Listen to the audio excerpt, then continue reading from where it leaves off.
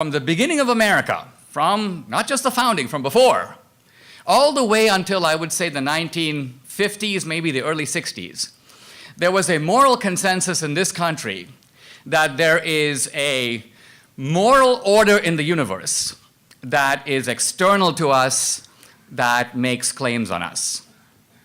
Our job is to try to live up to the standards of that moral code. Now, there was some disagreement about what the moral code is.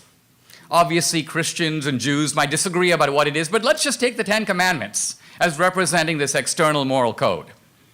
If you went around in 1950 and approached Americans and said, hey, do you think the country would be better if everybody followed the Ten Commandments? 99% of all Americans would go, yeah. And it wouldn't even matter if you were Christian or Jewish, you could be a non-believer, and you'd answer, yeah. So this represented a shared agreement across the whole society. It reflected, if you will, the deep Judeo-Christian roots of this country. Now, this is not to say that everybody obeyed the moral code, but even if you didn't, even if you fell short, that was your standard. That's what you measured yourself against. So what has changed in America now, as I see it, and I see it especially with young people, and I'm sure it's true of many of you, is a shift in the source of morality. Now, a lot of older people don't understand this, and they will say, morality has gone to hell. America has seen a moral decline. And what I'm saying is something a little different, not just that we've seen a decline in morality, what we have seen is a change in what morality is and where it comes from. So a change in the locus or roots of morality. In other words, the change can be summarized this way, that in the past, Americans believed that morality is out there, and now we believe, many of us in America, that morality is in here.